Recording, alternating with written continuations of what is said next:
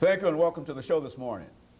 The topic today is the Nashville chapter of the Links Incorporated, and we're fortunate to have with us to talk about the Nashville chapter of the Links Incorporated, Mrs. EHefner, who is the co-chairperson of the 50th anniversary celebration of the Nashville chapter of the Links Incorporated, and the wife of the president of Tennessee State, wife of the president of Tennessee State University, Mrs. Hefner, as well as Mrs. JARradondo. Mrs. JARradondo is the publicity chairperson for the Nashville chapter of Links Incorporated. And of course, ladies, let me welcome you to the show this morning. Thank you. Thank you. And to tell both of you how delighted we are to have you with us this morning and to talk about a topic that we know to be very, very important and dear to the two of you, but a topic of some interest to the general community. But before we do that, Mrs. Hefner, let's give you and Mrs. JArradondo an opportunity to give us some information about your background, your education, and some of the things that were important in your lives and careers in terms of leading you to these particular seats this morning. Let's start with you, Mrs. Hefner, and then Mrs. JArradondo will give us some information about her background, education, etc. I'm a native of Georgia, Thompson, Georgia, to be specific, and a graduate of Talladega College with a degree in psychology. And I also have a master's in library service and have worked many years as a medical librarian.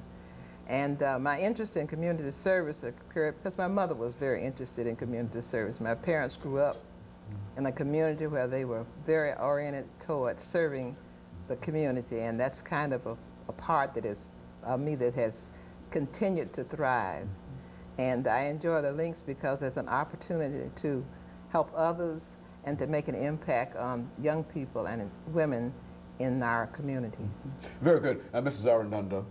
I'm a native of Tulsa, Oklahoma, from a large family, 8 brothers and sisters. My father was a graduate of Fisk and my mother was a graduate of Fisk.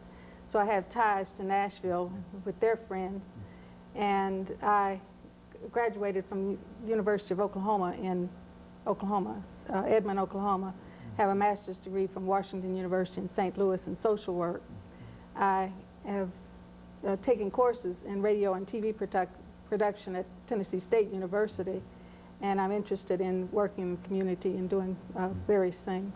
Very good. And of course, Mrs. Hefner, you know, when we talk about the Nashville chapter of Links Incorporated, I don't think that many people are familiar with the entire organization. So let's give you an opportunity to give us some information about that organization itself, about its founding and some of the things that the organization has been involved in over the last 50 years, since we know that at least it has been around for the last 50 years, some of the things that it has been involved in.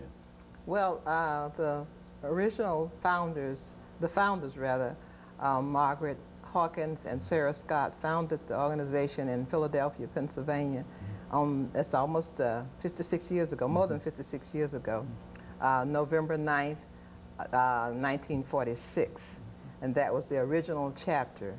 Our chapter was started on November 17th, which is Sunday, in 1952. This is an organization of African American women dedicated to community service and friendship. We value our relationship with each other, and we value our relationship with the community. And our mission is to serve and to make an impact on the lives of others. And of course, Mrs. JArradondo, as the publicity chairperson, you've had many opportunities to push this organization. What are some of the things that you think about when you think about this organization? I think about the excellent role models of the ladies who founded the organization and the ladies who are in the organization in terms of friendship and passing on what they have learned and what they have achieved to others. Members of the organization, if they are married, their spouses are called links, and they're air links for the children. And often when there are meetings, these family members get to participate. And that's a good example of family working together, as well as having activities in the community where we reach out to help those who have not been as fortunate as we are. You know, we've seen many graphics of this organization. It has, I think, a graphics of a chain together. Is there any kind of relationship to that? What does that mean, the idea of a chain? Oh, the chain is a link of friendship. Okay. It's called a chain of friendship. And it says, we're all linked together in this common bond of friendship and service. Now, this organization was established only, what, 4 years after the establishment of the national organization? Yeah, 6 years after. 6 years after the establishment of the national organization. You mentioned some of the early founders of this organization. Why don't you say something about some of these individuals? Because I think that they are well known in Nashville and perhaps not as well known by all, but certainly they are known in Nashville. Well, we are fortunate to have 2 members in our community who were part of the charter organization in 1952. Ivanetta Davis, who was the wife of the former president, past president of Tennessee State University, and Alberta Bontemps, who was the wife of Aaron Bontemps, of Fisk University. So they are still with us, and we value their legacy, and it's just interesting to sit down and talk to them and reflect on what has happened over the last 50 years. They are great role models. Now, this organization established in the 1950s was in the real sense, Mrs. JArradondo, established during the period of the separation of the races. And did that have any impact upon what this organization was all about? Yes, it did, because we were limited in terms of the general environment for attending functions and going to things without feeling that we could not attend because of our color. We were able to bond together and do things that to us were meaningful and would have some lasting value. Go on. So we've enjoyed that aspect of it, and it carries over into the lives of our children and our extended family and friends.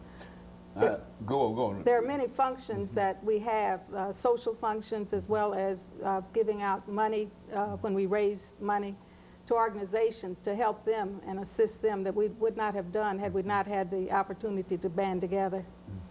And of course, Ms. JArradondo, I sort of hesitated in terms of your response there because many of these things we're going to talk about, but I wanted to make sure that it got out in terms of the kind of activity that you're involved in.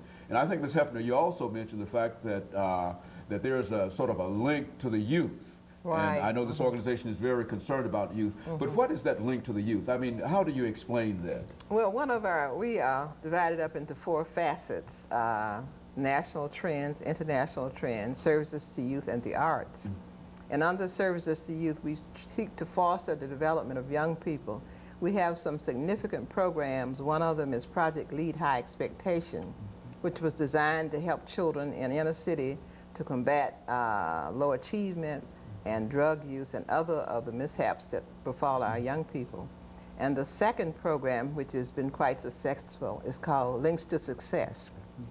And this is for children who are below the achievement level. And it's a kind of a tutorial program to bring them up to the level that they need to be in order to function well in their regular classroom. And so this organization not only touches the females within the African American society, but it also touches the youth, and it's sort of an encouragement for them to perhaps emulate their elders and to sort of carry on a tradition. I also believe that, and I think I saw some of the literature that indicated that there's an education element in reference to this organization. What is the education element in this over the last minute before our first commercial break? There's several elements. One, there's a spell down, which is geared for children in metro schools to compete in the spelling bee, and it's in conjunction with Meharry Medical College and the Metro School Center. And we give prizes for that and give the children a chance to meet and establish friendships. There's also a college fund where we designate scholarships for future teachers who attend Tennessee State University so that they can continue their careers and come back to Tennessee and teach. And so overall, as we make preparations, Mrs. Hefner, for the second segment of our show with a minute break here. Overall, I think it's important that this organization exists, and we're going to talk about some other aspects of it during the second part of this segment. And of course, we'll be back with our audience following this very, very short commercial break.